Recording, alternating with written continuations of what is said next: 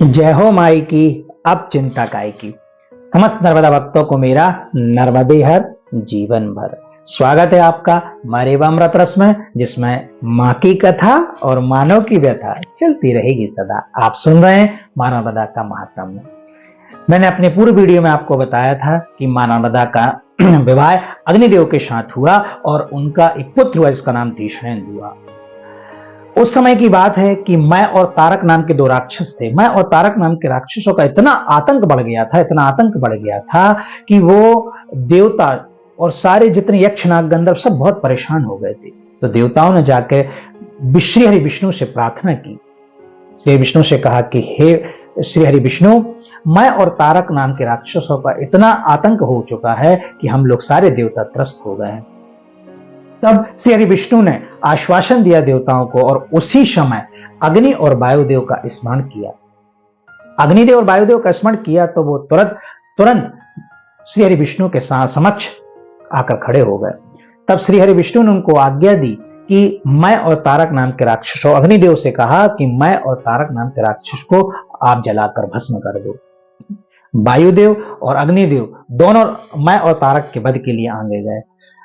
अग्निदेव ने सारे राक्षसों को अपनी अग्नि में पूरा लपेट लिया और वायुदेव ने, जब अग्नि प्रज्वलित हो तो वायुदेव बहुत तेज गति से चले तो अग्नि का प्रचार बहुत ज्यादा प्रसार होने लगे और सारे राक्षस जितने थे वो सब, जितने भी राक्षस थे वो सब अग्निदेव की लपेट में आ गए। सारे मैं और तारक सहित जितने भी राक्षस है सब त्राहिमाम कहने लगे, जिसमें से कुछ राक्षस तो जाके पाताल लोक में छिप गए और कुछ राक्षस का वहीं पर अंत हो गया।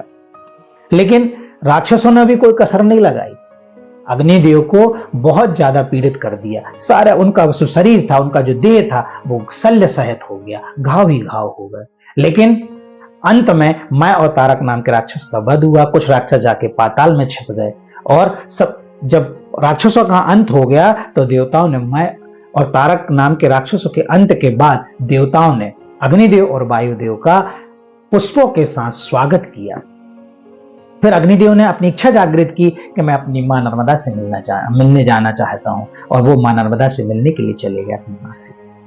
जब मां नर्मदा ने अब देखा कि उनका पुत्र धीष्णेंद्र शल्य सहित उनके पास आ रहा है तो बड़ी बेचैन हो गई, बहुत ज्यादा बेचैन हो गई। उनके मन में ऐसा लगने लगा उनको कि मेरे पुत्र के साथ ये क्या हो गया है। और वो अपने पुत्र को जैसे ही उन्होंने देखा और उनका पुत्र शल्य सहित था तो वो अपने पुत्र को लेकर कपिला नदी में समाहित हो गई। जाके वो कपिला नदी में समाहित हो गए, कपिला कुंड जो था उसमें जाकर समाहित हो गए। जब कपिला नदी में वो अपने पुत्र धीष्णेंद्र को लेकर जो शल्य सहित था, घाव सहित था, जैसे कपिला नदी में समाहित हुई हैं तो उनके जो पुत्र धीष्णेंद्र थे वो शल्य रहित हो गए। शल्य रहित हो जाने के कारण जो मां नर्मदा कपिला कुंड में समाहित हुई और उनके पुत्र धीष्णेंद्र शल्य रहित हो गए तो उनका नाम ज्ञानियों ने, विद्वानों ने मां नर्मदा का एक नाम विशल्या भी रख दिया। विशल्या अर्थात बी और शल्या का मिश्रण। शल्य मतलब घाव और बी मतलब विमुक्त कर देने वाली।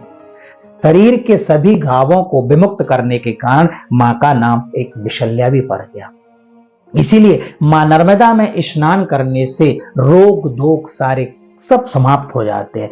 कष्ट तो व्यक्ति के समाप्त होते ही होते हैं। यदि शरीर से किसी प्रकार की शरीर में कोई किसी प्रकार का समस्या, किसी प्रकार की समाधान, किसी प्रकार का रोग है, शरीर में किसी प्रकार का आपका रोग लगा हुआ है, मां नर्मदा में स्नान करने से वो व्यक्ति शल्य रहित हो जाता है। इसलिए मां नर्मदा का एक नाम विशल्या भी हो गया। और मां नर्मदा का अग्निदेव के साथ विवाह हुआ था, जिनका पुत्र धीष्णेंद्र हुआ। और जिसका जब अग्नि प्रज्वलित करते हैं तो धीष्णेंद्र अग्नि का बहुत बड़ा महत्वपूर्ण योगदान है। ये थी मां नर्मदा के ये थी मां नर्मदा के विवाहित होने की कथा। और उनका नाम कैसे विशल्या पड़ा ये पूरा मैंने चित्रण किया, क्योंकि मैंने आपने बताया कि माता का प्रत्येक कल्प में अलग अलग चित्रण रहा है।